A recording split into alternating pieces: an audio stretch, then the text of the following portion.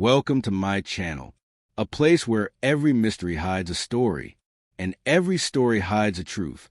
In the midst of forgotten streets, footsteps echo through the silence, and the faint glow of a lamp guards secrets that refuse to die. Every clue matters. A torn letter, a fading footprint, even the sound of a clock ticking in the dark. Here, doubt becomes a puzzle, and puzzles lead us to the heart of the unknown. So prepare your mind, watch closely, and listen carefully, because the shadows are speaking, and the truth is waiting to be found. This is where every case begins. Welcome to my channel. Asterisk. Chapter 1. The impossible crime. It was a curious thing. That summer morning on Wimpole Street, the rain had not quite begun but lingered in the air like a promise, and a grey fog drifted low over the rooftops, coiling lazily through the wrought iron balconies and creeping into the streets like a silent observer. Dr. John Watson, retired army surgeon and chronicler of England's most brilliant mind, had just returned from an early morning errand when he found Sherlock Holmes deep in a state of peculiar silence, not the meditative sort that preceded deduction, but one of tightly wound anticipation. He stood by the window of our Baker Street rooms, violin tucked beneath his chin, bow suspended mid-air, as though the world itself were holding its breath. His gaze was fixed on a hansom cab just rounding the corner of Marylebone Road. "She is precisely 17 minutes late," Holmes murmured without turning his head. "Who, may I ask?" "Our client," he said, lowering the violin. "An anxious widow, recently returned from the countryside. She brings a case so curious that Lestrade himself abandoned it after declaring the crime fundamentally nonsensical, which, as you well know, Watson, is often a sign of its deepest significance." I barely had time to inquire further before our visitor arrived. A woman in her early 40s, severe in bearing, yet visibly rattled. She introduced herself as Mrs. Margaret Ashcroft, the widow of the late Mr. Lionel Ashcroft, a well-known dentist who had maintained an elite practice just off Harley Street. Her gloved hands trembled slightly as she sat before Holmes' eyes flickering nervously to the window. "My husband died 6 months ago, Mr. Holmes," she began, her voice tight. "It was an accident, or so the inquest ruled. He fell down the stairs of our home late at night. A tragic misstep, they said, but I believe it was something more. And now, something has happened that I cannot explain." She paused, opening her handbag and producing a small object wrapped in a handkerchief. It was an old-fashioned, brass-handled drawer, the sort one might find within a medical cabinet. Holmes took it with great delicacy and examined it with his magnifying lens. "I discovered this last week, hidden beneath the floorboards in Lionel's private study," she said. "He used to call it his tooth drawer, a private place where he kept rare dental specimens, jaw fragments, gold molars, antique extraction tools. He was a collector. But this drawer is silent." "Silent?" I echoed, puzzled. Mrs. Ashcroft nodded. "Every drawer in that cabinet slides open with a certain rasp, a faint click of its inner mechanism. But this one, when placed back into the cabinet, makes no sound, none at all. It appears locked, but there is no keyhole, and when you knock on it, nothing, not wood, not metal. It's as if the space inside has vanished, as if it holds silence." Holmes set the drawer down on the table. His eyes had sharpened, and I could almost see the gears turning. "This, Mrs. Ashcroft, is not merely a curiosity," he said quietly. "This is an invitation. You believe your husband's death was not accidental." "I do, but I have no proof. Only before he died, Lionel had become fearful. He insisted someone was watching him. He'd begun locking up certain files, whispering about patients who weren't truly patients. Then, after his death, I was instructed by our solicitor not to remove anything from his study. It was an odd clause in his will, inserted at the last moment." Holmes steepled his fingers. "Let me hazard a guess. That clause was not written in your husband's hand." Her breath caught. "No, it was typed. But Lionel hated typewriters. And yet, it passed legal review," Holmes muttered, more to himself than to her. "Watson, we are dealing with something quite outside the ordinary here, not just a strange drawer, but a dead man's message written in silence." Mrs. Ashcroft rose. "Will you take the case, Mr. Holmes?" Holmes' face lit with that unmistakable gleam, the kind that appeared only when the absurd became possible. "Mrs. Ashcroft, I should think it's already taken me." As the door closed behind her, I turned to Holmes. A drawer that holds silence. I've never heard anything so poetic. Holmes finished, or damning. He turned the drawer over once more, tapped on its bottom, and whispered, "What secrets do you keep?" In the silence between teeth. And thus began the case of the silence in the tooth drawer, a mystery so intricate, so maddening in its design, that even Holmes would later refer to it as the singular instance in which the truth wore a mask far cleverer than the crime.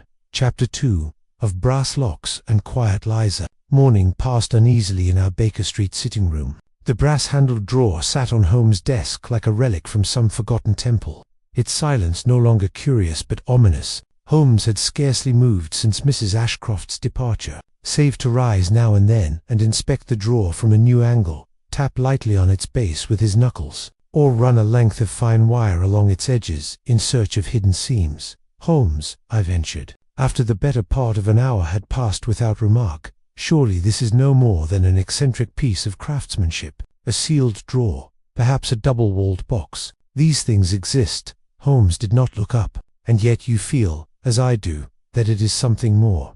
I hesitated. "Why, I suppose I do." He turned the drawer toward me. "Observe, Watson, the base is solid brass. No hinges, no screws, not a seam that yields to blade or light. And yet, note this," he pointed with his glass, "faint indentations near the edge, as if it has been opened many times. That, dear fellow, is precisely what interests me." He straightened and walked to the window. "What do you make of Mrs. Ashcroft?" "Grieving, nervous, but composed enough to seek us out with a coherent account. I'd wager she's not mad, if that's what you're asking."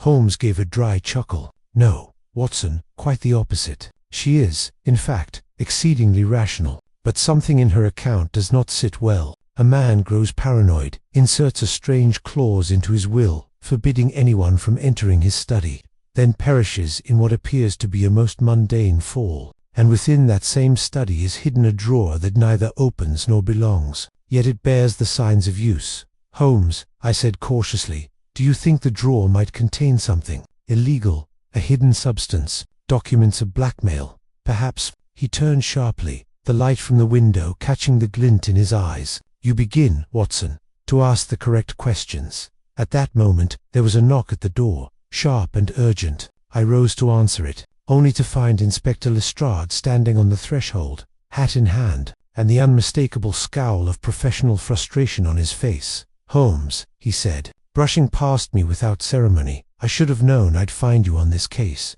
The Ashcroft woman was seen leaving this address not an hour ago." Holmes gave a courteous nod. "Indeed, I trust Scotland Yard is not displeased by her initiative." Lestrade ignored the barb. "She's got half the society columns in a flutter, claiming her husband was murdered, and some silent drawer proves it. I'm here to tell you, officially, there's no case. Lionel Ashcroft slipped, cracked his skull at the bottom of the stairs. No signs of forced entry, no injuries beyond the fall. A tragedy, yes, but no mystery." Holmes raised an eyebrow. "And what of the clause in his will, the one preventing anyone from entering the study?" "Legal but peculiar, doesn't prove anything." Lestrade folded his arms. "We've gone over the place. No hidden doors, no secret compartments, no signs of foul play. He was a dentist, for heaven's sake, not a spy." Holmes gestured toward the drawer on the table. "And yet, Lestrade, I should think even a man of the molars is entitled to secrets. Tell me, did you find this during your investigation?" Lestrade squinted at it. "Never saw it before." "Precisely."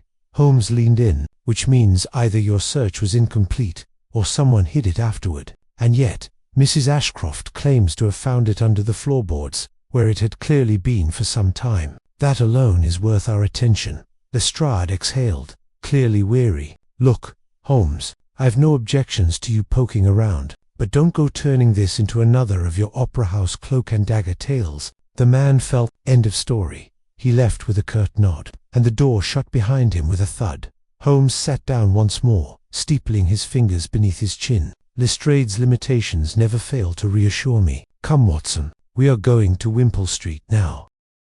Of course, curiosity is not a patient companion, and silence, he tapped the drawer lightly, has already waited far too long. By we were standing outside 14 Wimpole Street, a fine 4-story townhouse of white stone and dark iron railings. A discreet brass plate read Dr. Lionel Ashcroft, dental surgeon though it bore a black ribbon, frayed and weathered by time. Mrs. Ashcroft met us in the vestibule, her manner subdued but gracious. She led us through the hall and up a carpeted stairway to the second-floor study. It was a curious room, neat, almost sterile, and filled with glass cabinets of dental models, antique pliers, ivory-handled drills, and rows of small drawers labeled in neat script incisors, molars, bridges, gold work.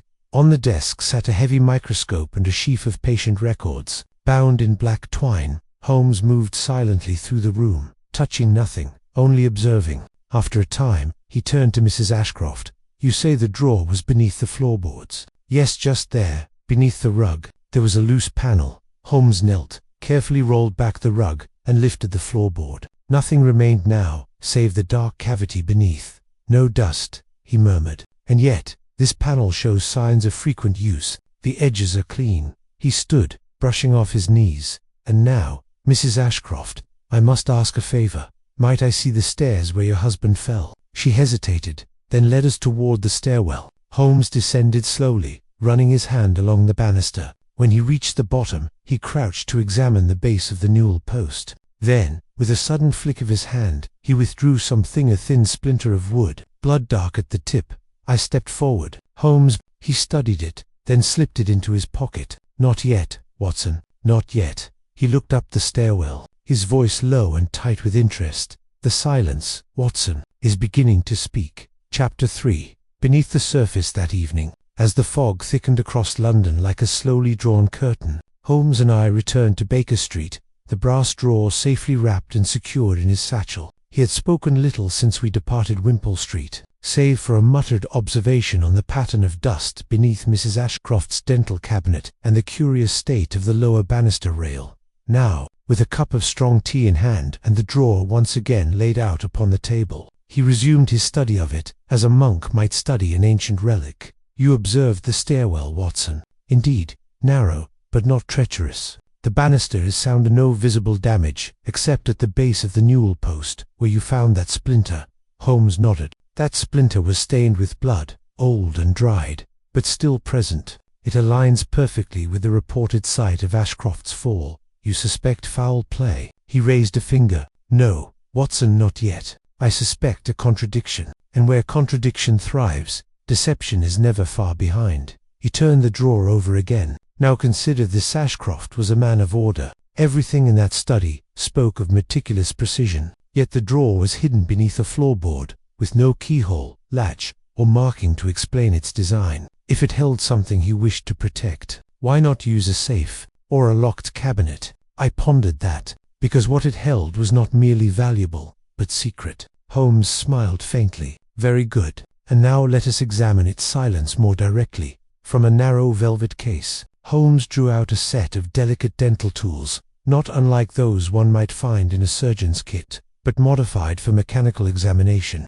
With care, he inserted a fine hooked pick into the tiny groove that ran just beneath the handle. There was a faint click, then nothing. Again, he murmured, adjusting the angle. Another click, then a soft whir. The surface of the drawer vibrated ever so slightly beneath our fingers. "By Jove!" I exclaimed. "It's not silent at all." "No," Holmes agreed, eyes fixed on the tiny mechanism now exposed beneath the lip. "It hums very faintly, like a tuning fork. This is no ordinary drawer. It's engineered." He pried open the thin seam, and the top panel lifted, revealing a velvet-lined compartment inside. Nestled within, surrounded by layers of fine cotton wool, lay a small wax cylinder of the sort used in early phonographs, long with a folded sheet of parchment. "A recording?" I asked. Holmes took the cylinder gently, examining its surface. "Unmarked, no date, no label. But yes, this is a voice recording likely made with an Edison phonograph. Quite rare in England, though Ashcroft, being a man of science, would certainly have access." He unfolded the parchment. On it, in cramped but elegant script, was a single line. "The tooth decays where the silence begins." Holmes' brow furrowed, and he read the line aloud 3 times, each with a different emphasis. "A riddle," I offered, "or a metaphor, or both," he said, turning to the wax cylinder once more. "Whatever the truth, it's likely encoded in this. And I happen to know of a man near Soho who still maintains a working phonograph. By 8:30. We were standing in the cluttered back room of Mr. Albert Finch, an antiquarian and collector of rare mechanical curiosities. The room was dim, the air thick with the scent of old oil and brass polish. "Ah, Mr. Holmes," Finch exclaimed, his face lighting up as he adjusted his spectacles. "You've brought me another treasure, I see." "Indeed," Holmes said, "treat it delicately. It may be the voice of a dead man." Finch carefully mounted the wax cylinder onto the phonograph, adjusted the stylus, and turned the crank. There was a crackle, then silence, then a voice, faint, distorted slightly by age and decay, but unmistakably male, clipped, precise, and filled with a trembling fear. "If you are hearing this, then I am no longer alive. My name is Lionel Ashcroft. This recording is not a confession, but a warning." Watson and I leaned in. I believed I was saving lives, that by studying what lay beneath the tooth, I could cure more than pain. But I saw too much. There are patients I cannot name, procedures I cannot explain, and secrets they carry in gold and enamel. One spoke of a message hidden in a root canal, another of a man who smuggled diamonds inside his gums. And then there was the child. "Watson, dear God, the child." The voice faltered. "They are watching me now. I see their shadows behind the surgery door. If they find this drawer, they'll know I failed. But if you have it, then perhaps there is hope. Do not trust the man with the black tooth. He is not who he claims to be." The cylinder ended with a sudden crackle, and silence returned to the room. I turned to Holmes, chilled. The man with the black tooth. Holmes' face was unreadable, a riddle wrapped in fear. "But I think, Watson, we are no longer dealing with the question of whether Ashcroft was murdered, but rather, why." He turned to Finch. "May I keep the cylinder?" Of course, of course." As we stepped back out into the night, the mist curling around the gas lamps like specters, Holmes pulled his coat tight and said, more to himself than to me, "The decay begins in silence, and perhaps so does the truth." Chapter 4. The Gathering of Shadows. The morning after our grim listening session in Soho dawned overcast and quiet. The mists had not lifted, but thickened, as if the city itself recoiled from what we had uncovered. Holmes, ever the early riser when seized by a case, was already pacing when I descended for breakfast, his fingers interlocked behind his back, his eyes bright and distant. He paused only to sip his coffee before addressing me. "Watson,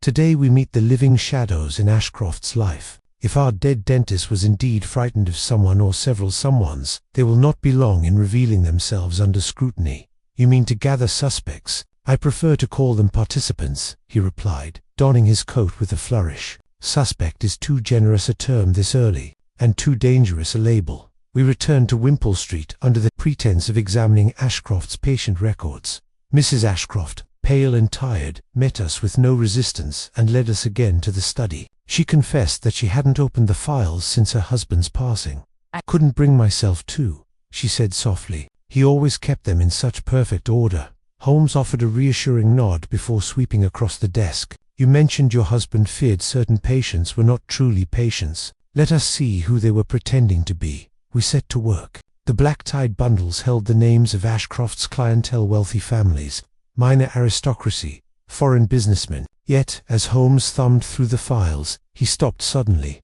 holding one open. "Watson," he said, handing it to me, "read this address." I did so aloud. "Mr. Enoch Lyle, of no fixed residence, referral, none, payment, in cash, frequency, monthly, ... Double quotes. Holmes raised an eyebrow. "And yet, no dental issues noted. Every visit marked as consultation only. No procedures. Who visits a dentist monthly and never opens his mouth?" I murmured, "Someone who uses a dentist for other purposes." Holmes turned back to the drawers. Here, the ledger of payments. We found 6 additional entries for Lyle, all in irregular script, logged by Ashcroft himself. The amounts were large, too large for dentistry, and curiously, they were marked with a single symbol, a black dot in the margin, as if meant to signify something understood only by Ashcroft. Holmes made no comment, but I could see his deduction at work behind the narrowing of his eyes. He pocketed the payment list, closed the file, and turned once more to Mrs. Ashcroft. "Madam, do you recall Mr. Lyle?" She frowned. "The name is familiar." "Yes, an odd fellow. Foreign, perhaps. Always wore gloves. Thin as a rake and smelled of cloves." Lionel insisted on seeing him alone, which was Unlike him, he said it was professional courtesy. Would you object to us meeting your husband's assistant? Mrs. Ashcroft looked surprised. Mr. I thought you knew he left the practice 2 days after Lionel died. Sent a letter of resignation. Didn't even collect his final wages. Holmes' gaze sharpened. Do you have the letter? Somewhere in the front room, I believe. She returned a few minutes later with a crumpled envelope. The handwriting on it was precise, almost too neat. To whom it may concern. I regret that I must resign immediately due to unforeseen family obligations. Please do not attempt to contact me, as I have left London for an extended period. My sincerest gratitude for the opportunity to serve at Ashcroft Dental. Harold Podmore Holmes read it 3 times. Watson, what do you notice? The tone is cold, unemotional, but that phrase, do not attempt to contact me, that seems rather final. Indeed, and here note the indentation. The ink breaks slightly over the signature, as though he signed with a trembling hand or forged a name. Holmes turned the envelope over. Postmarked from Islington, not Surrey, where his supposed family lives. Curious. We took our leave soon after. Holmes oddly silent during the cab ride back to Baker Street. I refrained from pressing him, knowing he was fitting pieces into some grander pattern. Back at our rooms, Holmes sent a telegram to Lestrade, requesting any known files on Enoch, Lyle and Harold Podmore. Then, without a word, he removed 4 black pins from his desk drawer and stuck them into the map of London, affixed to the wall. Harley Street, Islington, Soho, and one in the East End with no label. These are the corners of a triangle, he murmured, but what lies at the center? Just then, Mrs. Hudson entered with a card on a silver tray. Holmes took it and arched a brow. Well, it seems the triangle sends messengers. Who is it? I asked. He handed me the card. It read, Mr. Enoch Lyle, a matter of discretion and teeth. He's here, I said in disbelief. Holmes nodded, calmly walking to the fireplace, and like any good shadow, he arrives only when the light grows too bright. A few moments later, a man entered, tall, pale, dressed immaculately in a charcoal coat. His gloves were black leather, his smile sharp and brief. Most unnerving, however, was the upper left incisor-stained pitch black. Mr. Holmes, he said, with a faint bow, I believe we have much to discuss. Holmes gestured to the chair opposite. Indeed, Mr. Lyle, let us speak, and let us hope, he added softly,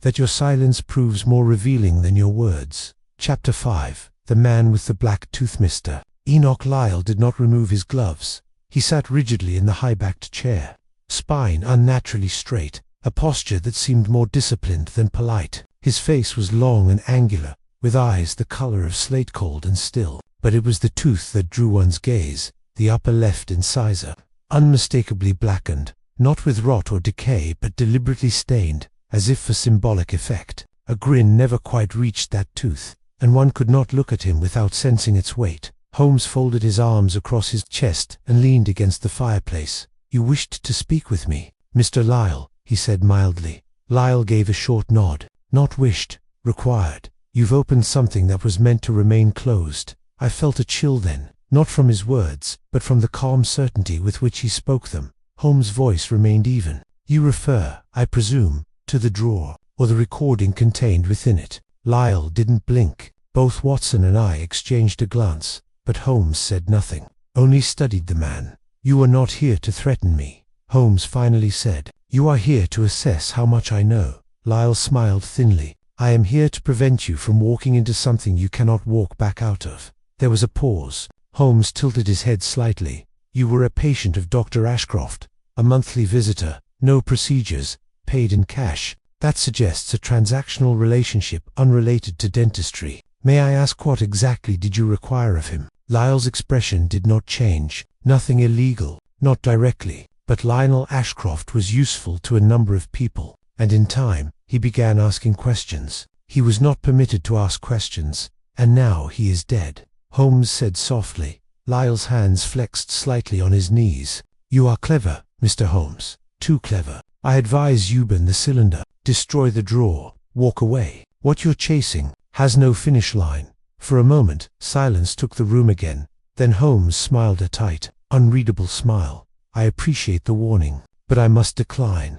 Lyle stood abruptly, adjusting his coat. Then, you may find your next client wears a badge of mourning, he said, and not for the first time. He turned and left without another word. I exhaled slowly after the door clicked shut. A threat?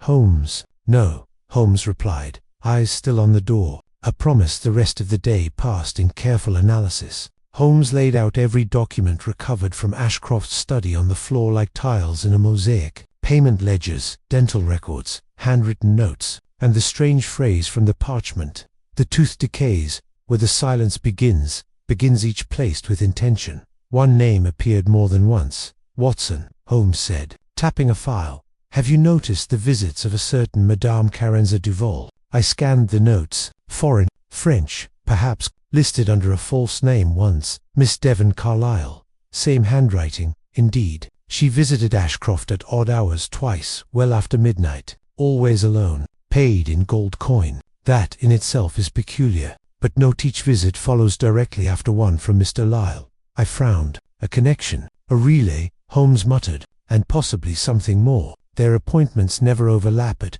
are spaced within hours, as if someone passed something along between them. But what? Holmes was already reaching for his hat. That, Watson, is what we're about to find out. Madame Duval resides at a private boarding house in Kensington. I believe a visit is in order. The address led us to a narrow row house tucked into a quiet corner of Holland Street. Gaslights flickered as dusk fell, and a gentle rain had begun to mist the windows. The landlady, an elderly woman with a mole like a misplaced button on her chin, admitted us to the parlor. Madame she sniffed. She's out. Went off with her parasol just an hour ago. Said she'd return by supper. Has she been disturbed by visitors lately? Holmes asked casually. The woman shrugged. Only a gentleman last week. Tall, foreign-looking, wore gloves. Odd fellow. Didn't go in just. Slipped a note under her door and left. I glanced at Holmes. Lyle. The landlady squinted. Didn't catch his name, but he wore a black scarf. Odd fashion for summer. Holmes turned to the stairs. Top floor, second door on the left. With Holmes' quiet insistence and a shilling slipped to the landlady, we were permitted to enter the room briefly. Madame Duval's chambers were modest but elegant velvet drapes, lace-covered tables, perfume still clinging to the air. Holmes moved to the writing desk and scanned a small pile of correspondence. Then he paused.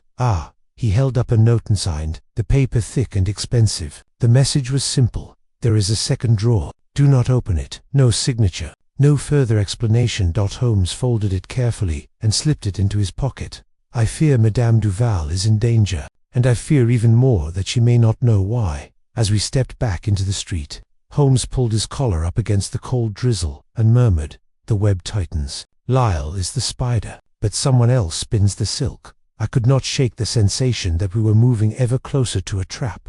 And Holmes, as always, seemed eager to step into it. Chapter 6. The Silent Ledger. The next morning brought with it a sullen, grey sky. Poirot rose early, dressing with particular care as always, his routine never disturbed by weather or murder. Hastings, less meticulous, met him at breakfast with a furrowed brow and a half-empty cup of lukewarm tea. You're certain about the ledger? Hastings asked, cutting into a slice of buttered toast. Poirot nodded as he stirred his coffee. Certain, mon ami. It is the key. You see, in a house filled with secret conversations and delicate business dealings, it is often what is written, not said, that exposes the truth. After breakfast, they returned to the library where Mrs. Dunbridge, now visibly exhausted, greeted them with dark circles under her eyes. I haven't slept a wink. Monsieur Poirot, she confessed, wringing her hands. You said last night that the answer might lie in the ledger, but I've searched the entire study. It's gone. Poirot looked at her for a long moment, his gaze searching. Gone. That is most interesting.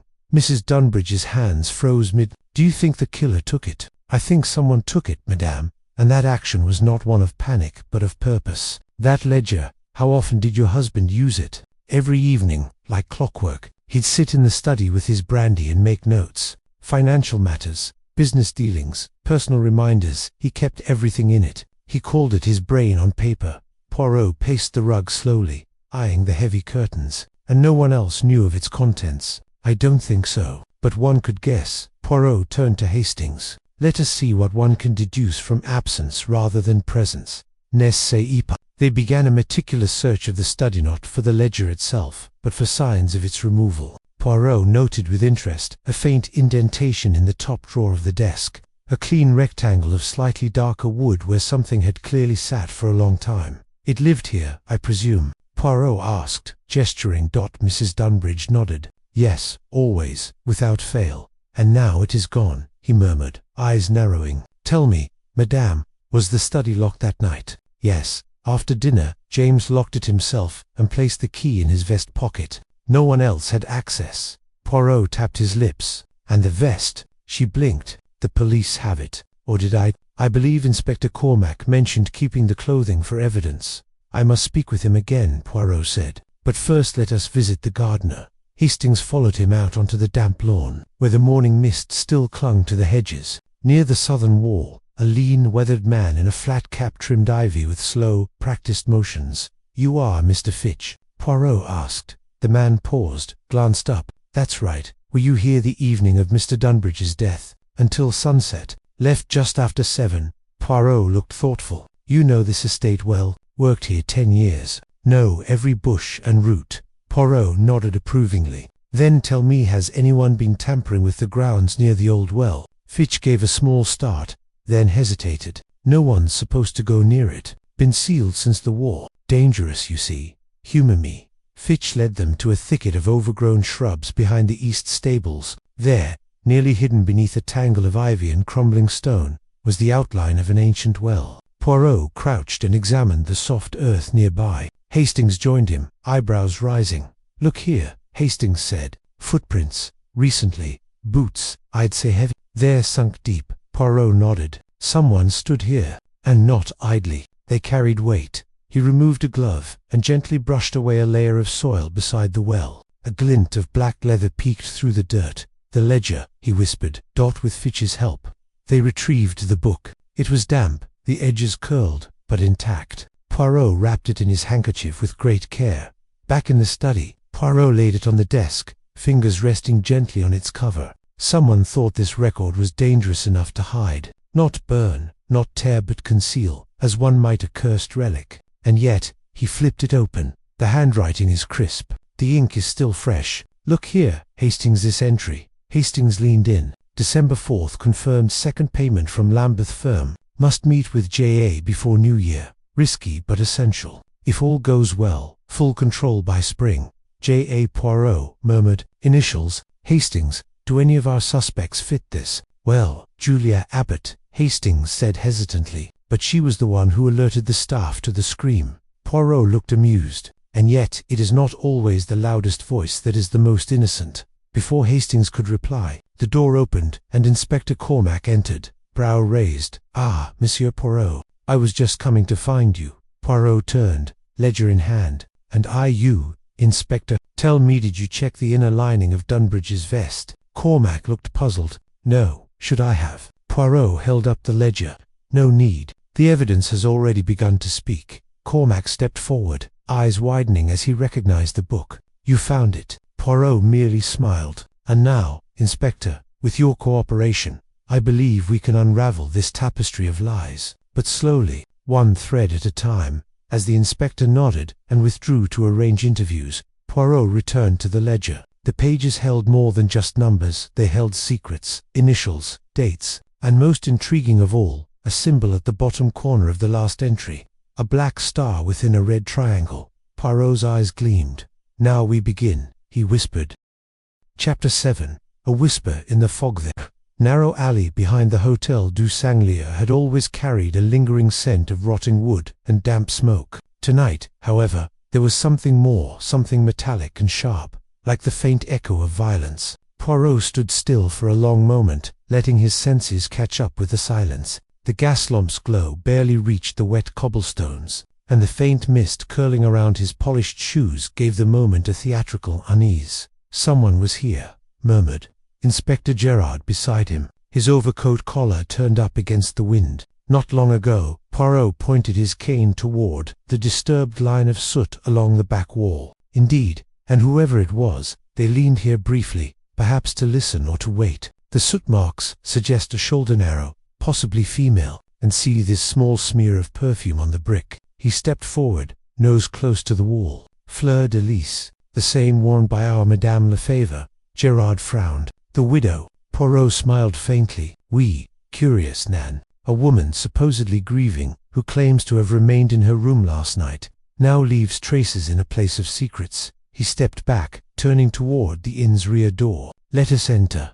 Inside, the kitchen was still warm from the day's baking. A pot of milk sat cooling near the hearth, and rows of hanging herbs swayed slightly, as if stirred by a breeze or a ghost. But Poirot's eyes landed on a stack of books atop the pantry shelf. A cookbook. Gerard blinked. Surely not. Poirot reached for it, his gloved fingers delicately flipping through pages until they halted on a curious section. The index, he whispered. It is here the secrets hide, beneath the names of recipes portage crazy. Canard à l'orange. Small pencil marks had been made, subtle dots and tiny slashes beside the page numbers. Poirot's gaze narrowed. See this odd pattern of markings, every third entry marked, and on a few pages, a dash beside the name. It resembles a code. Gerard leaned in. Are you saying someone used a cookbook index to pass messages? Precisely that, mon ami. And I believe we are looking at the cipher key. Poirot closed the book slowly. We must locate the specific volume referenced in the letter we found in Beatrice's room, the one dated May 3rd. Speaking of goosefoot and bay as the mark, a recipe using both. Poirot nodded. And there is only one that matches poulet à la grecque. If we follow the mark in the index, it leads to page 84. They retrieved the battered book titled Cuisine de la Mire. Noir and opened it to the corresponding page. There, taped between the leaves, was a brittle slip of paper, almost transparent with age. Poirot removed it with reverence, as if it were an artifact from another life. The paper bore a sequence of letters. D, VR3, 7EL.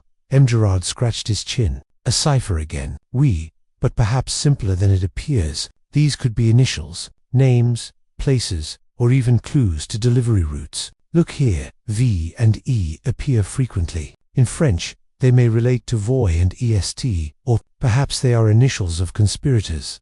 The creak of a floorboard above interrupted their analysis. Poirot held a finger to his lips. They listened. 2 distinct footsteps. Gerard pulled his revolver. Poirot simply adjusted his cuffs. They ascended the back stairs slowly, each creak beneath their shoes loud in the hush. At the top of the landing, the hall was shrouded in deeper shadow. A single door at the end, the room belonging to Madame Lefavre, stood ajar. Poirot knocked gently, then pushed it open. The widow sat in a chair by the window, fully dressed in deep mourning black, hands folded, and face composed like a portrait. Monsieur Poirot, she said softly, I had a feeling you would come. You left your perfume on the bricks outside, Poirot said. A silent invitation, perhaps. She tilted her head slightly, betraying neither fear nor surprise. I merely needed air. The rooms, they choke me since Beatrice died. Poirot studied her. You were close, a tight smile. As close as one can be to a girl with secrets. Poirot stepped further into the room. You knew about the cookbook. I did, she replied, calmly, but I didn't decipher it. That was her domain. She had a mind like a steel trap. I only knew it contained something dangerous, something she feared others might kill for. Gerard narrowed his eyes. And who would kill for a cookbook? Madame Lefavre looked out the window. The kind of people who wear masks in daylight and keep their real names in the dark. The man with the watch chain, the one with a limp, the priest who never prays. She saw them all. Monsieur, she wrote of them. She feared they were circling. Poirot's expression grew thoughtful. Tell me, Madame, the night she died, did you hear anything? Any voice? A sound? Her hand trembled slightly as she reached for her teacup. I heard a whisper. It came from the corridor, just after midnight. A man's voice, too soft to understand, but it said her name. Beatrice. Then silence. I did not dare look. Poirot moved closer, placing a gentle hand on the dresser. And yet you went outside. I told you I needed air. Or perhaps, he said, eyes narrowing, you were watching someone. There was a pause, a beat too long. She blinked. I saw a shape, near the stables, limping. Poirot turned to Gerard. The man described by Beatrice in her notes, the one who limped. We must speak with a stable hand, and perhaps visit the abbey. Why the abbey? Poirot tapped the cipher gently. Because the initials V and L may stand for Val-Long, the name of the ruin, and I believe something waits there. Madame Lefavre looked up suddenly. Then you must hurry. If you wait too long, the truth will be buried like so many others. Poirot turned. his voice steady. "Not this time, Madame, not with Hercule Poirot watching."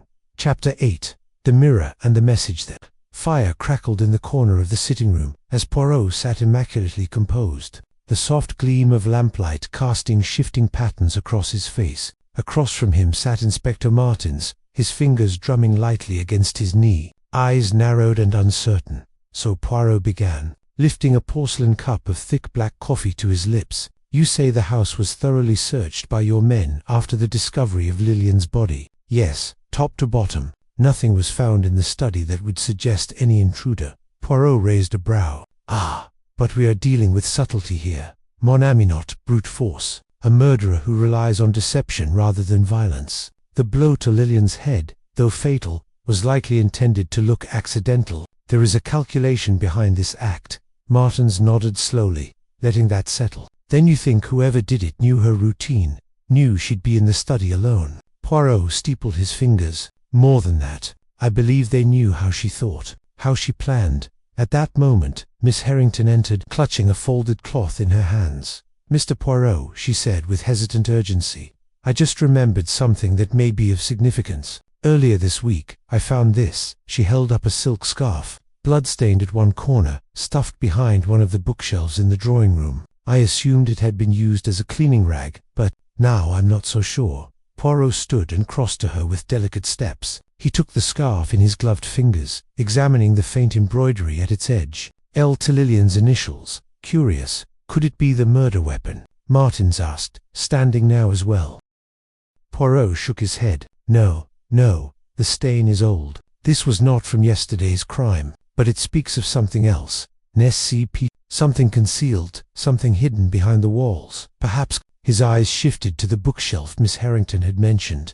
"Have your men examined behind this case, Inspector?" Martins frowned. "They didn't dismantle the furniture." Poirot knelt. His fingers traced the edge where the shelf met the wall. He pressed lightly on one panel and with a soft click, a small section swung open. Inside, a narrow cubby was revealed, filled with tightly rolled papers, a glass vial, and a brass key. Poirot retrieved each item carefully, laying them out on the nearby table. The vial contained what looked like dried lavender petals. The papers were architectural drawings of the house drawings that showed hidden panels, false walls, and forgotten rooms. But it was the key that drew Poirot's attention most. It was marked with a delicate filigree and engraved with the same initials as the scarf. The key to a private lock. Poirot murmured. "But what lock?" Martins peered over his shoulder. "The only locked room we haven't opened is Lillian's private suite. Her nephew insisted we leave it undisturbed." Poirot's eyes sparkled. "Then perhaps it is time to disturb it." They made their way to the second floor. The house was still, as though holding its breath. Poirot fitted the key to the door of Lillian's private quarters and, with a gentle turn, the lock clicked open. The room was cloaked in dimness and heavy drapes. Dust shimmered in the shafts of light that pierced through the curtains. Everything within spoke of a woman who prized elegance and secrecy. Poirot walked slowly, his gaze flitting from object to object. A vanity with an ornate mirror, a shelf of diaries, a wardrobe locked with a small latch. He opened the vanity drawers first. Inside were letters some decades old written in a woman's slanted cursive. One was addressed to "My dearest V." The ink faded but still legible. Poirot scanned the contents, then looked sharply at Martins. "These are love letters," he said, "from Lillian to someone named Victor. She refers to him as a man who made her feel alive again after the death of her husband." Martins frowned. "Victor, that doesn't ring any bells." Poirot nodded. "Because he kept a secret. Look, this one is dated only 6 months ago. The affair continued, despite her age. She writes of her fear that someone had discovered them, that her family would be disgraced." He moved to the wardrobe next and opened it. Inside, hanging at the back, was a man's coat, finely tailored, but dusty and forgotten. Poirot pulled it forward and checked the pocket. Inside was a matchbox from the Blue Elm in a known rendezvous spot outside the city. "Martins," Poirot said, "we must find out who Victor is. He is central to this. Either he was the source of Lillian's fear or he is the motive behind her murder." Martins nodded and stepped aside to call for a team to run background checks on all known associates and visitors to the Blue Elm. Poirot, meanwhile, returned to the vanity. He stared into the mirror, noting a faint pattern etched into the glass, almost invisible till the sunlight hit it just so. He leaned in. It wasn't a pattern, it was writing. Scratched ever so faintly into the silver backing, it read. He found the letters. I fear it's already too late. Poirot's heart slowed. The mirror had become Lillian's final confessional. As he descended the stairs, Poirot's thoughts ran swiftly. The hidden cubby, the bloodied scarf. The private room is filled with secret longing and concealed truths. And now, this etched messenger, silent scream from a woman who sensed her end approaching. The threads were beginning to intertwine, but still, too many ends frayed. He stepped into the drawing room, where Miss Harrington waited, pale and uneasy. "Did you find something?" she asked. Poirot nodded solemnly. "Oui, mademoiselle. We are not chasing shadows any longer. The ghost in this house has an amende soon. It will have a face." Chapter 9. Beneath the lily garden. The early light of dawn was just beginning to warm the grounds of Chateau Lys, streaking pale gold across the dew-drenched grass and igniting the lilies with a spectral sheen. Poirot, ever punctual, had returned to the garden, his gaze fixed not on the beauty of the blooms but on the stone path winding its way between the flower beds. Inspector Gerard trailed behind him, coat hastily thrown over his shoulders and eyes heavy with the weight of restless sleep. "You are certain the gardener had no reason to come here late at night?" Poirot asked without turning. Gerard nodded. "Pascal swears he was asleep in the staff quarters. He says he hasn't touched the lilies in 3 days. Since the rain." "Then we must ask," Poirot said, kneeling with a grunt of effort. "Who has—" He pulled a small magnifying lens from his pocket and examined the dirt near the stone edge. The lilies were pristine, but one petal, just one, was slightly bent. Not torn, not broken, simply nudged, as if someone had brushed it aside. Poirot's fingers traced the stem below. "Mon ami," he murmured. These were disturbed not by rain or gardener, but by someone hiding something. Something small. He paused. "Or retrieving." Gerard crouched beside him. "What are you suggesting?" "That the garden was more than a romantic backdrop for the Count's tragic end. It was part of the stage itself. And I believe, perhaps the first act of this drama took place not in the wine cellar but here." They followed the path to the small stone bench where Amélie had claimed to sit in prayer. Poirot gently lifted the seat's cushion. Nothing. Then his gaze turned toward the twisted roots of the nearby olive tree. There, barely visible beneath a patch of upturned soil, was a tiny metal glint. He brushed the dirt aside with a gloved hand. "A key," Poirot whispered. Gerard took it and examined it. Too small for any of the house doors. "Perhaps a jewelry box." Poirot smiled faintly. "Or a music box. Do you remember the one Amélie mentioned, the one given to her by the Count? She claimed it played Clair de Lune, but when I asked her to describe the mechanism, she faltered." Gerard frowned. "You think she lied?" "I think she concealed."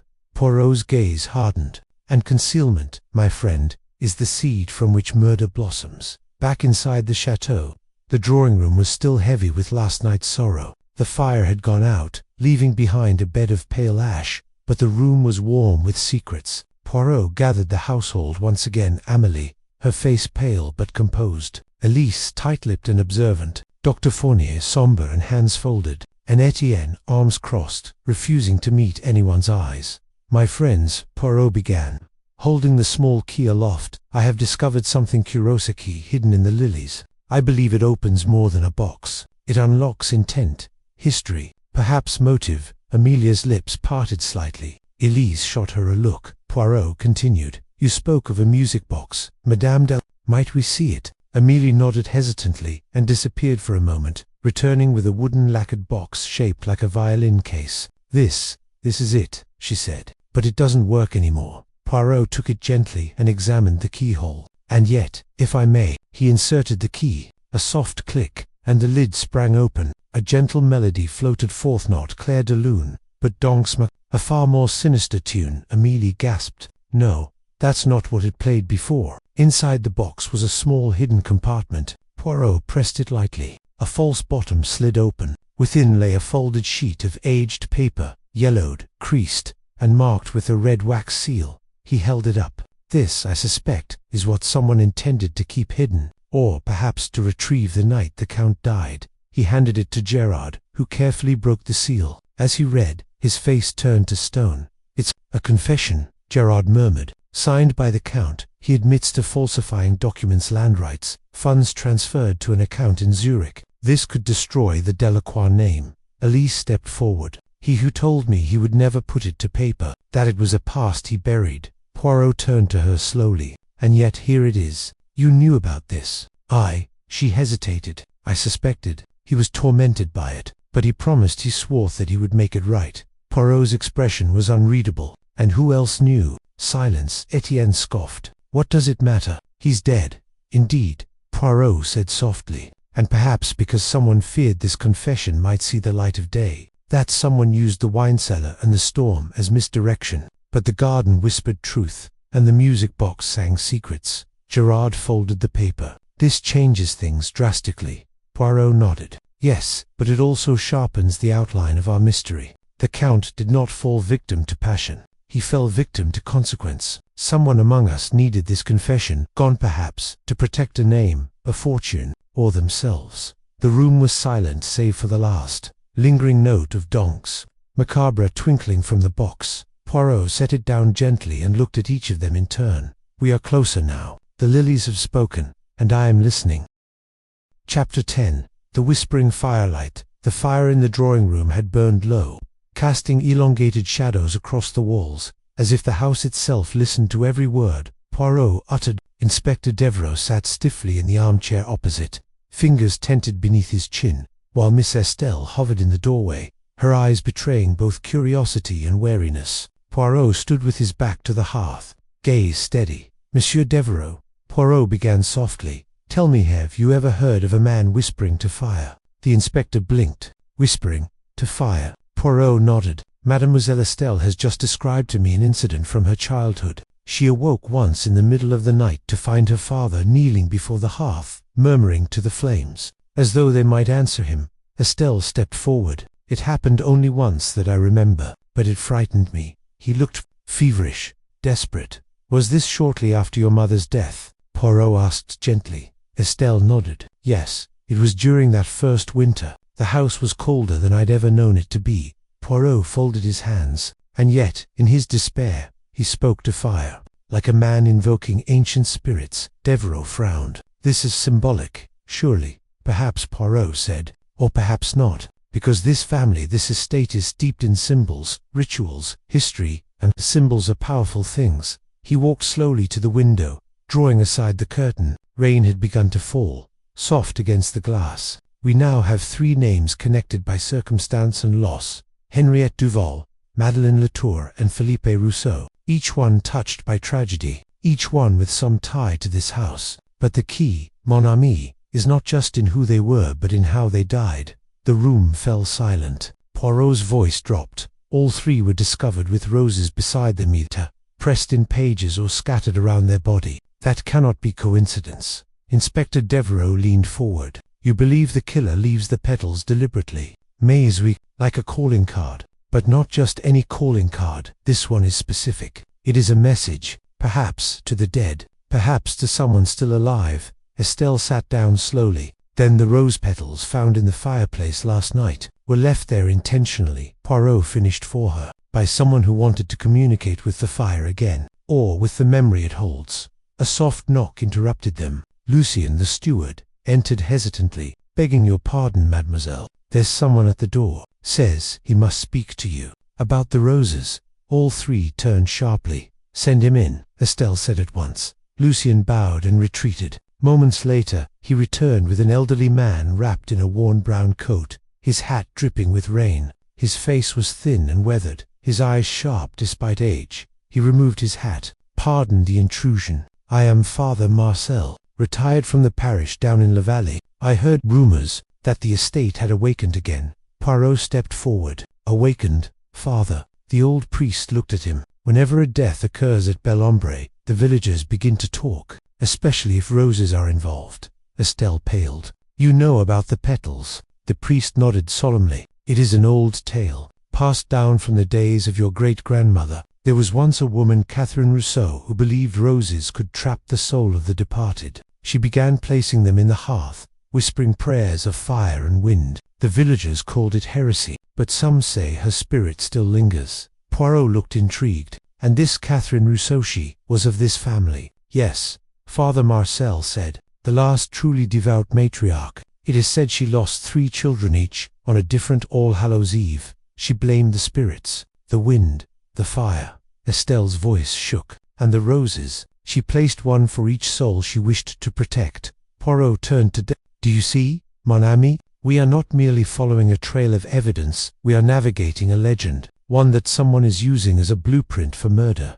The inspector rubbed his temples. This is madness. You're suggesting the killer is copying a superstition. Poirot's eyes narrowed. Or perhaps honoring it, Estelle whispered. My father always said the fireplace should never go unlit after midnight. That shadows grow bolder in silence. Father Marcel crossed himself. That was Catherine's warning. She claimed the roses kept the silence away. The rain outside intensified, lashing the windows. Poirot turned back to the fireplace and knelt before it. Brushing his fingers through the ashes, he retrieved a scorched remnant, a blackened petal still faintly red at its edge. Poirot held it aloft. This mise Amos is not madness. It is ritual. It is mourning. And it is the signature of someone who believes that by recreating the past they can change what happened. Devereux straightened. But who among the living holds to these beliefs? Poirot stood, brushing ash from his knees. That is what we must uncover. But I suspect the key lies in the letters Henriette left behind, and in the pages of the book where the roses were found. Estelle looked at him. You think she knew she would die? Poirot met her gaze. No, mademoiselle, I believe she feared it, and I believe she tried to leave us a warning. We must find her words before another rose is burned into silence. Chapter 11. The echo in the cellar. Poirot stood still in the candlelit wine cellar of the Chateau d'O, his patent leather shoes planted firmly on the dusty stone floor. The air was dense with mold and something else, something faint and almost metallic. Captain Leroux shivered behind him, the tip of his revolver glinting in the low light. The smell, Leroux muttered. It's not just mildew, is it? No, mon capitaine, Poirot replied softly. It is the scent of iron and blood. Leroux paled. Poirot motioned for silence, then took a slow step forward. The cellar was cluttered with barrels and crates, all casting long, dancing shadows. The detective's eyes swept over the walls until they rested on a seam in the stone, barely visible but vertical and oddly precise. A hidden door, he whispered, using the edge of his cane. Poirot pressed against the seam. It clicked slightly on. The panel swung open with a reluctant groan. A draft of colder air whooshed out, and Leroux instinctively aimed his weapon into the dark corridor that revealed itself. Go on, Poirot urged, but stayed rooted. Leroux led the way, flashlight beam slicing into the gloom. The corridor narrowed, descending by uneven steps into what felt like the bowels of the chateau. And then they heard it, a faint sound, a whimper, then something like metal scraping stone. Poirot's eyes narrowed. That is not a rat. They reached a small chamber, lit only by the glow of the flashlight. At the far end, tied to a support pillar with fraying rope and a gag across her mouth, was a woman. Mon Dieu, Leroux whispered, rushing forward. He tore the gag away, and the woman gasped for air. Her eyes wild and full of recognition locked on Poirot. You came, she rasped. Poirot tilted his head. Mademoiselle Juliette Fontaine. So, the sister was never missing. She was hidden. Juliette nodded, tears streaking her grime-smeared face. They kept me here. Since the night of the gala, I tried to run when I saw what my sister had done. I saw her, with the body. Leroux looked stunned. You mean, Camille? Yes, Juliette said. Camille killed him. Poirot looked grim, but not surprised. You witnessed the murder of Jean-Michel Renard. Yes. She thought he was going to destroy the family. He found out about the forged deeds documents Camille faked years ago to gain control of the vineyard. He was going to expose her. Poirot's voice was quiet, calculated. So Camille staged the entire affair, the gala, the display of loyalty, the final toast. It was to lull Jean-Michel into trust, and she poisoned him, just enough to paralyze, not to kill at first. Then she finished it in his study, when no one was watching. Leroux rubbed his temples. But why hide you? Because she knew I would tell the truth. Poirot's gaze became distant, reflective. And Camille is not yet aware her sister lives. She believes you died trying to escape into the river.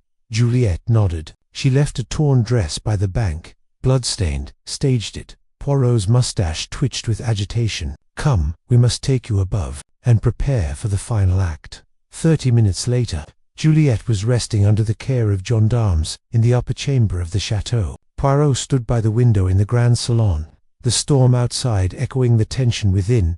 Camille entered, poised and collected. "You summoned me, Monsieur Poirot." "Oui, madame," he said, without turning. "You have played your hand well, but as you know, even a perfect vineyard hides a withered vine." Camille's eyes narrowed. "I don't follow. You forged documents, staged a murder, framed others. You almost convinced everyone, but the flaw was not in your deception. It was in the witness you failed to silence." Her breath caught. "What witness?" Poirot finally turned, his expression unreadable. "Your sister." Camille's face went white. "Impossible, no, madame." Very much alive, and very much ready to speak. As the room held its breath, Poirot's voice remained level. "Tomorrow, we shall gather everyone, and there, I will reveal what truly happened the night Jean-Michel Renard died." Camille said nothing, but her hands, once so steady now, trembled at her sides. The game, it seemed, was nearing its end.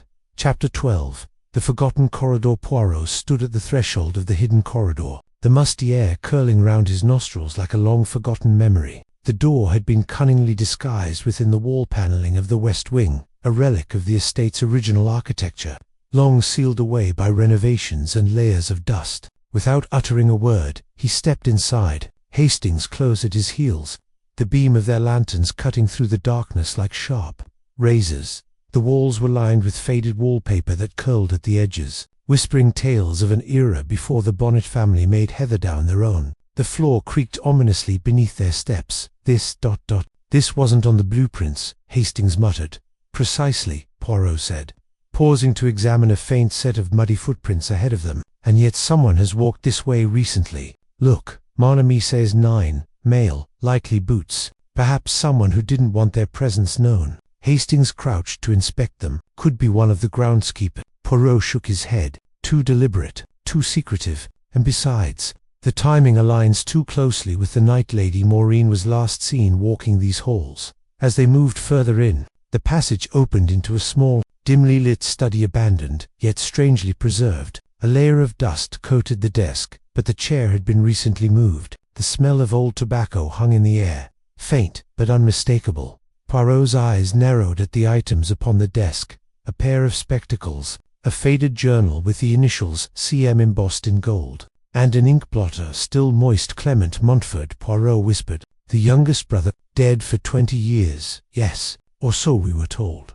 Hastings stared at the initials. "You think he's alive?" "I think, Hastings, that someone wants us to believe he is either long gone or safely buried in the past. But this roommate suggests otherwise. If not him, then someone is very invested in maintaining his memory, or his identity." Poirot delicately opened the journal. The ink was fresh, the handwriting tight and erratic. Scribbled passages hinted at a deep, festering grudge. Mentions of the Bonnet family were laced with venom. "They stole it. They think they buried the truth. But the house remembers." "I remember." Poirot turned to Hastings. "This is not merely a tale of jealousy or inheritance. This is revenge, carefully matured." A sudden sound, a soft creak from the corridor behind, made them both freeze. Poirot extinguished the lantern, plunging the room into darkness. Another step, then a shadow moved just past the entrance. The detective waited, silent as a cat in the dark. Then, softly, a woman's voice echoed through the corridor.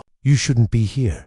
They emerged into the corridor with caution. A figure retreated at the end, cloak trailing behind her. "Follow her," Poirot whispered. They gave chase, twisting through narrow paths and turning corners until the woman disappeared behind a panel that clicked shut. Poirot reached it seconds later, hands running over the edges. "She knows this place better than we do," he muttered. Hastings caught his breath. Was it Helena? Poirot's face was "It may have been, or it may have been someone who wants us to think it was." They returned to the hidden study, Poirot pocketing the journal. Before leaving, he paused at a small photograph on the desk. Clement Montfort, as a young man, standing beside a woman whose face had been scratched out violently. Only her pendant remained visible, an ornate oval, with a single ruby at its center. Poirot tapped the glass gently. "We must find that pendant. It may be our key." As they exited the passage and returned to the visible part of Heatherdown Manor, Poirot's mind was already reassembling the pieces. So much pretense, Hastings, secrets kept in locked corridors, but eventually the house will speak. And with that, they stepped into the light, once more closer, now to the answer, yet also to the danger that clung to the shadows behind every wall. Chapter 13. The Ruby Pendant. The morning air at Heatherdown Manor carried with it a restless chill. Poirot, always sensitive to the unspoken mood of a house, could feel a shift. It was as if the manor itself were beginning to unravel its secrets, one creaking door and faded memory at a time. In the drawing room, Poirot sat silently, the Montfort journal open before him on the table. Hastings leaned against the fireplace, arms crossed, watching Poirot's brow furrow with concentration. "You've read that entry 4 times, Poirot. What are you looking for?" Hastings asked. Poirot didn't look up. A name, a clue, a slip, something Clement did not mean to reveal. He turned the page. Another hurried entry, dated 6 days before Lady Maureen's murder. She came again, wearing it, bold as ever, like she didn't remember, or perhaps she wanted me to remember. The ruby burns, it always did. Poirot sat back. The ruby pendant, worn by someone recently. It once belonged to Clement's mother, and was supposedly buried with her, yet someone is wearing it now. "You think it could be Helena?" Hastings asked. "Perhaps, or perhaps she received it from someone who knew its meaning." Poirot stood and began pacing. Let her speak to Mr. Bonnet again. This time, about the family's past. Mr. Bonnet was found in the conservatory, trimming the dying leaves from a line of orchids. He looked up as Poirot and Hastings entered, a slight tremble in his hands, betraying his otherwise polite expression. "Back again, Monsieur Poirot. I trust the manor hasn't swallowed you up in one of its more eccentric corners." "Ah, but it nearly did," Poirot replied with a smile. "Tell me, Mr. Bonnet, was your wife ever in possession of a pendant with a single ruby, oval, with a silver chain?" Mr. Bonnet's hand froze his face paled slightly. "That belonged to my mother. She died when I was very young. It vanished shortly after her funeral. We always assumed it had been stolen by a servant."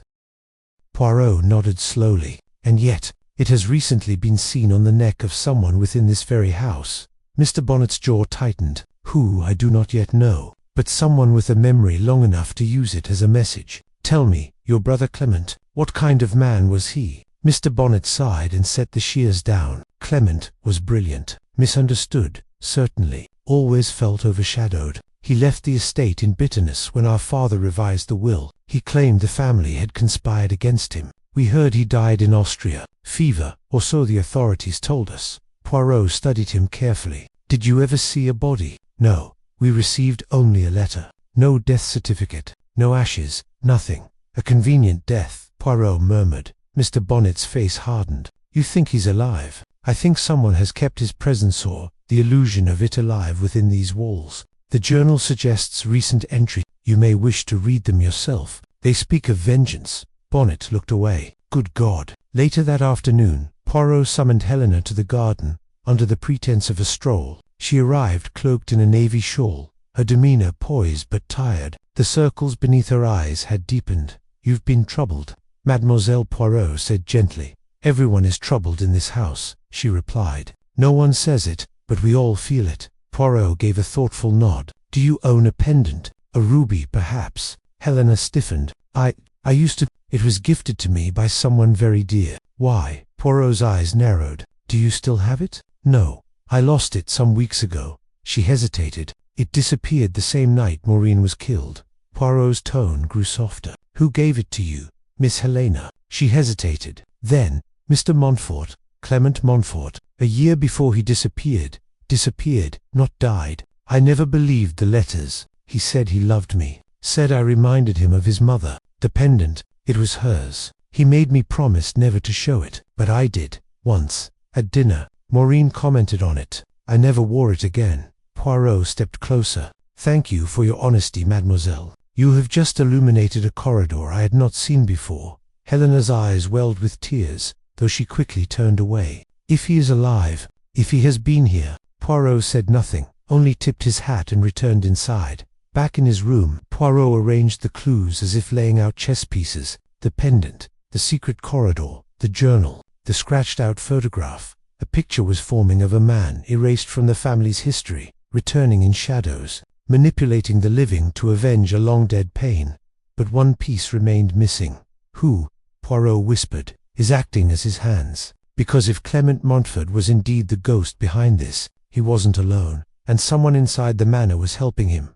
Chapter 14. Whispers through the flames. Stifling silence in the attic of the murdered Madame Leclerc's manor was broken only by the soft, deliberate steps of Hercule Poirot. Dust curled in the air like breath held too long, disturbed by his presence. Hastings followed him, his brow furrowed, sweat glistening at his temple. Poirot paused near a heavy trunk nestled beneath the window and knelt down. "You see, mon ami," he said, brushing the surface of the trunk with his handkerchief, "a fire that leaves roses untouched, but reduces paper and parchment to ash, is not natural. It is curated, controlled, as though someone knew exactly what would and would not burn. You'd think the fire was started intentionally, Poirot," Hastings whispered. Poirot gave him a look of almost sorrowful certainty. "But of course, and not just that, Hastings, I believe the fire was only the beginning of the spectacle." He opened the trunk. Inside were singed journals, half-melted wax seals, and,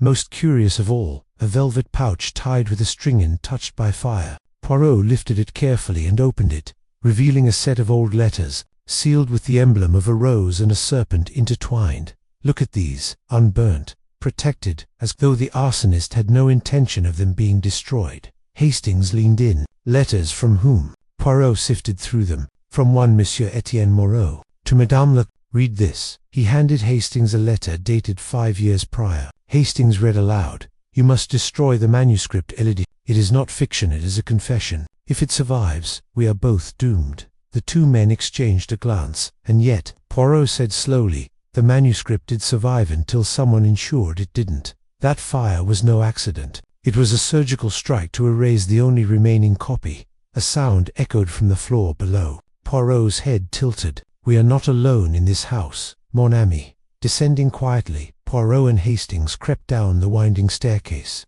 On the landing, they paused. A door was ajar at the end of the corridor, the door to the study where the manuscript had last been kept before the fire. Poirot pushed it open with the edge of his cane. Inside stood Odette, resolute and startled. "You shouldn't be here," she said, her voice trembling with a brittle dignity. Poirot stepped inside, calm as ever. "Neither should you, mademoiselle. But since we are both trespassers in Memory's house, let us speak freely. You came here to retrieve something, Nan." Odette's eyes flicked to the bookshelf. "The letters your father wrote to Madame Leclerc," Poirot continued, producing one from his pocket. "They tell a story of obsession, guilt, and fear. You don't understand," she said quietly, almost a whisper. "My father tried to destroy it, all of it, but she wouldn't let him. And the manuscript, his confession, was it real?" She nodded. "Too real. Names, dates, crimes committed during the resistance that would ruin families." His and hers included. Poirot's gaze sharpened.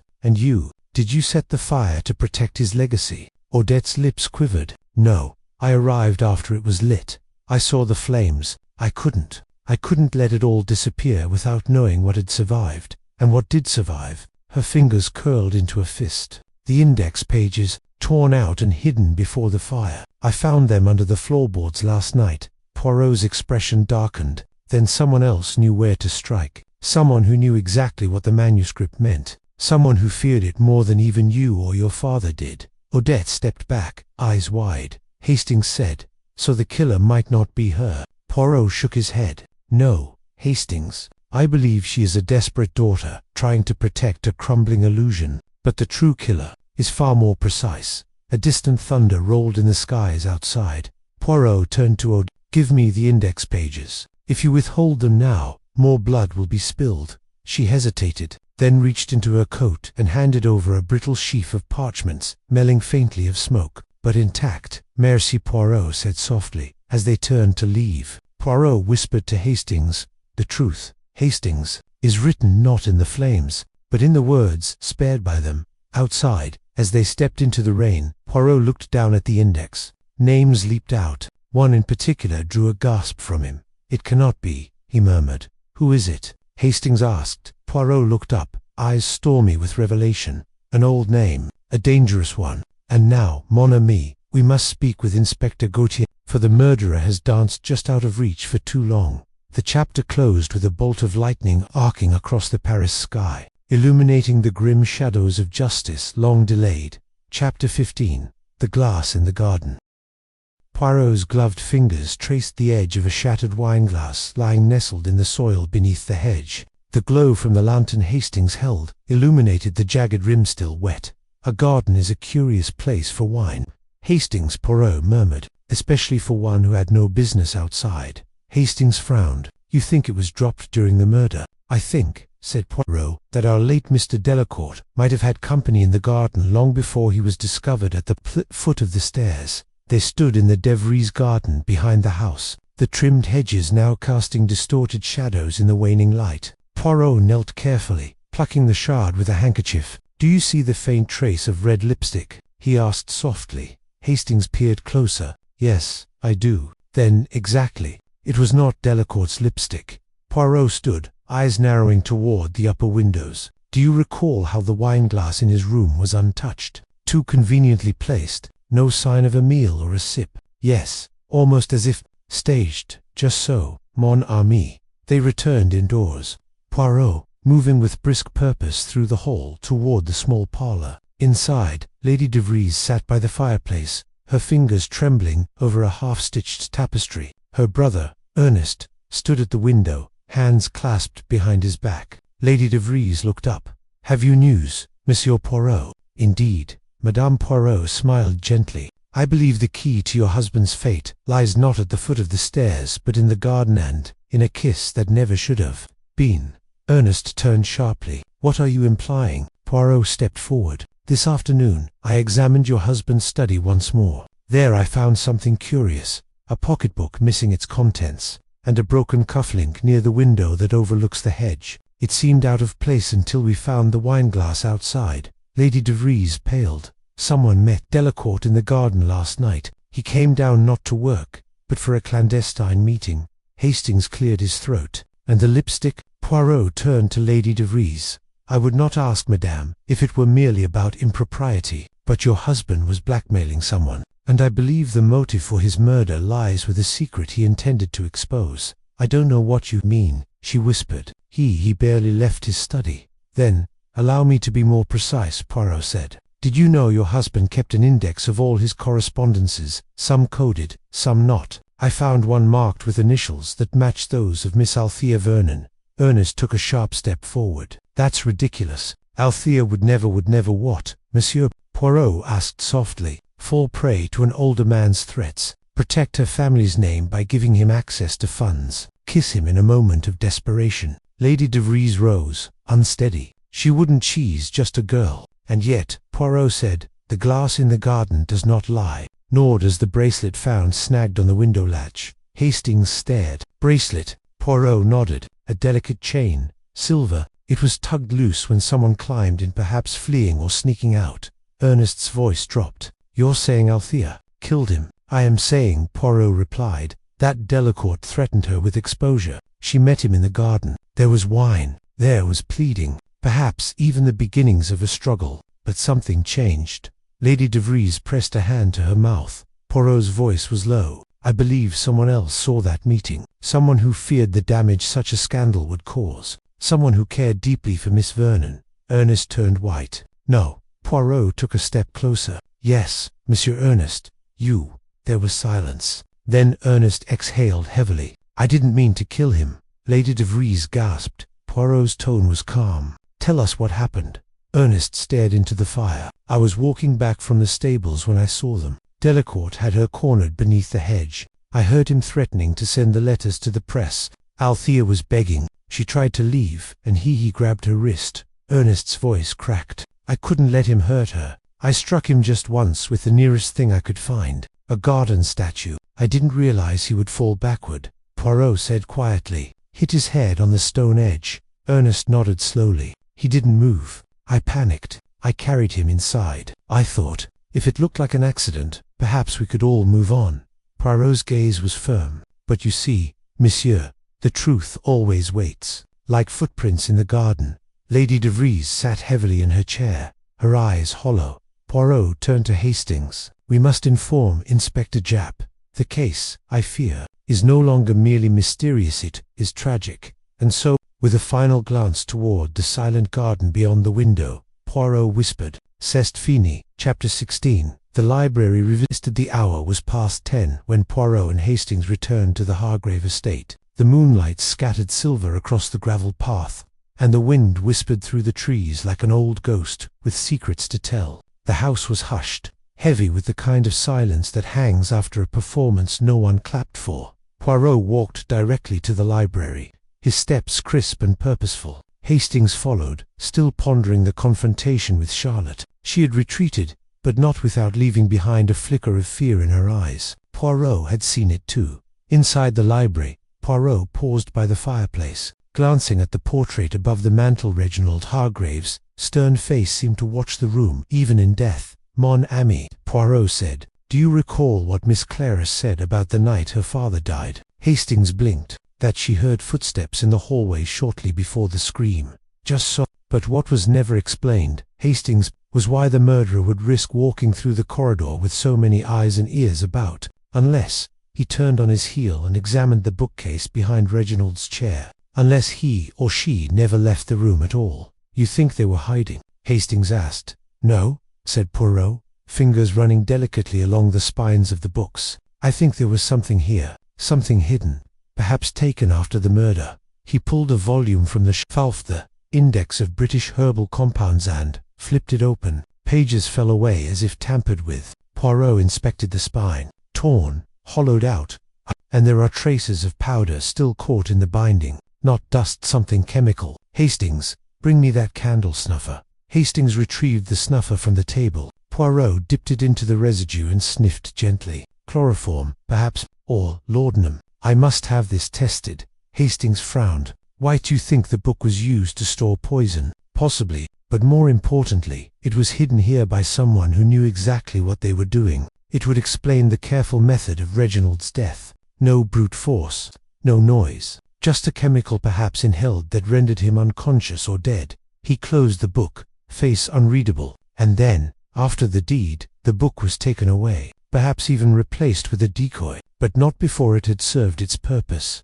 The door creaked behind them. Miss Clara stood there, her nightgown clutched at the throat. Her eyes were wide. "I heard voices," she said. "Is something the matter?" Poirot walked toward her gently. "Mademoiselle, it is late, but I must ask, did your father keep any records? Journals, perhaps?" Clara hesitated. "He had a ledger. He kept it in the drawer of his desk, but it's locked. I haven't touched it since he passed. Would you permit me?" She nodded. The drawer yielded after a moment of Poirot's coaxing. Inside lay a small, leather-bound book with neat columns of handwriting. Poirot flipped through the pages, then suddenly stopped. "Regardus," he murmured. "A list of names, payments, but what is this?" "Here, the name Dr. Edwin Greaves, the family physician, paid large sums, in cash." Hastings leaned over. "Blackmail?" Poirot's voice was quiet. "Or compensation? But for what?" He turned a page. There it was. CH -£3,000. CH, again, another 2,000. "Charlotte Hargrave," Hastings said slowly. Poirot turned to Clara. "Do you know what this is?" "Mademoiselle," she peered at the ledger and shook her head. "I believe your father was paying to cover something. Something dangerous, perhaps medical, perhaps criminal. But these are large sums for quiet silence." Clara's lips trembled. "He was never well in the final year. Always suspicious, always fearful. He said someone was trying to bleed him dry." Poirot looked back down at the ledger. They succeeded. There was a knock at the door, brisk and unexpected. Poirot opened it to find Inspector Merrick standing there, brow furrowed. "Sorry to intrude, sir," Merrick said, holding a telegram, "but I thought you should see this." Poirot read it quickly, eyes narrowing. "From the London laboratory. The hairbrush you sent them, the one from Mr. Hargrave's study, contained traces of scopolamine, a powerful sedative." Clara gasped. "Then he was drugged?" Poirot nodded. "Yes, and the murderer had access to such things, which narrows our list even further." Merrick cleared his throat. "And there's more. One of our men finally reached the private nurse who worked with Reginald before his death. She's in a clinic in Bathrick, from a breakdown, but she said before she left, she caught someone in Reginald's room at night. She was dismissed the next morning." Poirot asked sharply. "She didn't know the name, just said it was a woman in a green robe." Poirot's eyes glimmered. "A green robe. Hastings, do you recall what Charlotte wore that first night?" "A green dressing gown." "Exactly," said Poirot. and we are nearly at the end." He turned to Clara. "Stay in your room tonight, mademoiselle, and trust no one. Tomorrow, the curtain falls." And with that, Poirot turned back to the fire, his mind already arranging the final pieces of the puzzle into place. Chapter 17 Whispers. Beneath the cellar, the descent into the shadowed cellar felt colder than it should have been, as if the air had absorbed the secrets buried within its stone walls. Poirot's patent leather shoes echoed on the steps, with a rhythm both careful and resolute. Behind him, Chief Inspector Hensley and Lady Albemarle followed, each carrying their own expectations of what they might find. The lantern Hensley carried flickered against the damp walls, casting long, trembling shadows across the room as they reached the cellar floor. A rush of mildew and dust assaulted their senses. Wooden crates and rusting gardening tools lined the edges. But Poirot's attention was drawn not to the corners but to the very center of the cellar, where an old rug had been hastily thrown down. "It's been moved recently," Poirot murmured, kneeling and brushing dust from the fringe. "See the outline, and the boot prints, two different sets, one large, perhaps a man's, and the other narrow. Lighter could have been the servant's," Hensley muttered, but even he didn't sound convinced. "No," Poirot said quietly, lifting the rug with a flourish. Beneath, a small trapdoor was set into the stonework, almost invisible to the casual eye. A rusted iron ring served as its handle. Poirot tugged at it, grunting slightly as it gave with a groan of protest. Darkness yawned beneath. "Looks like it goes deeper," said Lady Albemarle, her voice tight with tension. "Oui," Poirot nodded. "Deeper not only into the house, but into the truth.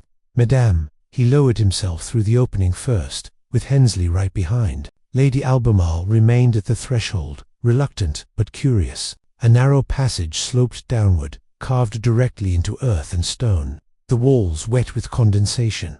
After a short but steep descent, the passage widened into a low chamber, and there, sitting against the far wall, was a crate sealed with wax and marked with a symbol Poirot recognized immediately, a coiled serpent around a lily, the coat of arms of the de Rochefort family, a relic of the war. Hensley asked. Poirot shook his head slowly. "Nan, this is older, and forbidden." He cracked the wax carefully, lifting the lid of the crate. Inside were documents, leather-bound books, and one silver box lined with velvet. Within that, nestled between folds of crimson silk, lay a dagger, thin, ceremonial, and unmistakably poisoned. The blade shimmered faintly with a sickly green tint.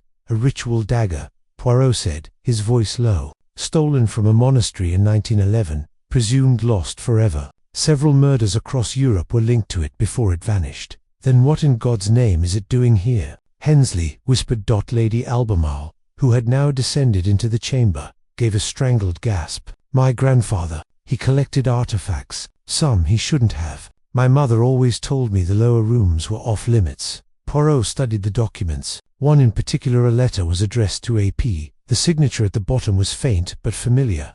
"Jacques Duval." "Jacques Duval," Poirot muttered. "We've met him before. Nest CEP. A smuggler of antiquities. He died mysteriously in 1929. Some said he was betrayed by a buyer." He looked at Lady Al. Her face had paled, and her hands trembled. "My father," she said quietly, "was a friend of Jacques, but I never knew what they dealt in. I was told they imported rare wines." Poirot gave her a long, unreadable look. "You were a child, madame, but someone else in this house was not. Someone remembered this passage. Someone came here recently, perhaps searching, or hiding." Hensley turned as if struck. "The librarian." "Precisely," Poirot nodded. Monsieur Edgar Barlow knew far more than he admitted. He recognized the emblem on Lady Albemarle's family ring. That's why he was agitated the night before his death. They climbed back to the main cellar, Poirot closing the trapdoor behind them with a heavy sigh. As they ascended into the drawing room, the atmosphere of the house had shifted. The weight of what lay beneath had begun to reveal the rot in its foundations, both physical and familial. Lady Albemarle sat heavily in her father's old armchair. "Do you think Edgar found the dagger?" she asked. Poirot's mustache twitched. "He may have found something, or someone may have feared he was about to." "So you think he was silenced?" Hensley asked. Poirot didn't answer. Instead, he walked to the fireplace, where the old family crest hung above the mantel. "This house was built not just with stone, but with secrets," he said. "But secrets, they have a weight. Eventually, they fall like daggers from the ceiling." He turned, eyes gleaming. "It is time we uncover not just who held the dagger, but who dared to use it?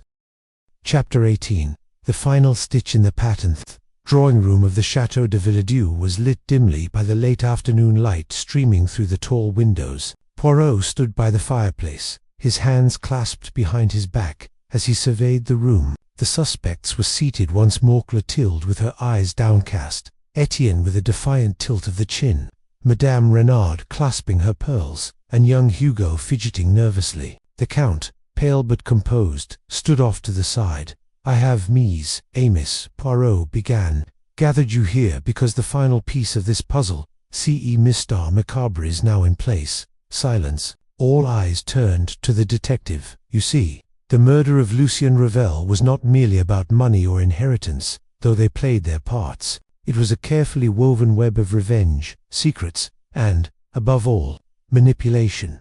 Poirot moved toward the writing desk, where the infamous livre de cuisine still lay open. It began with this book. Lucien Ravel, known for his precision, his obsessive categorization, made one error, one fatal slip in the index. The missing recipe was not just an accident. It was a code, a message. Hidden in the spacing, the repetition, and the inconsistent listings was a trail left deliberately. He turned and looked directly at Clotilde. "You were the one who noticed it first, Nest CEP, but you did not come forward, not immediately. Why? Because the secret behind it implicated the one person you still feared, Madame Renard." Gasps circled the room. Madame Renard's hand went to her throat. She exclaimed, "That's preposterous." "No, Madame, it is not," Poirot said gently. "The missing recipe was les pigeons, à la Villa Dieu, a dish known only to the original owners of this estate. It was a family recipe, your family's, stolen years ago when your father lost the estate in scandal. Lucien Ravel bought the chateau later, but he also acquired more than bricks and stone. He acquired secrets." Poirot turned his gaze to Etienne. "And you, monsieur, were not simply a guest. You had discovered Ravel's obsession with the book, with cataloguing. You realized he knew of the secret history, perhaps even blackmailed your mother with it." "I didn't kill him," Etienne snapped. "No," Poirot nodded. "But you confronted him." The argument became heated. The wine decanter was thrown not by accident, but in anger. "You left him bleeding and enraged, but he was not yet dead." Poirot pointed now to Hugo. "You were the last to see him alive. You went to speak to him about your inheritance, did you not? He told you it would go to Etienne, or perhaps be given to charity. You panicked. In your desperation, you pushed him, but again, not a fatal blow." "Then who?" whispered Clotilde. Poirot turned finally to the Count. "It was you, wasn't it, mon ami?" The Count stiffened. Poirot's voice softened. "Lucien Ravel was dying. He had kept it a secret, but I found the medical notes hidden in his drawer. He had mere months. You had learned of this, and, rather than let him destroy the family further, you assisted his end. Poison. Subtle. Delayed." The Count closed his eyes. "I did what I had to do," he murmured. Lucien was going to rewrite the will again. Everything would vanish into some obscure culinary foundation. The estate, the legacy. He mocked us all, even in death. Poirot walked to the window, gazing out at the fog-draped garden. There are no perfect crimes, only imperfect truths, waiting to be seen in the right light. And now, at last, the light shines.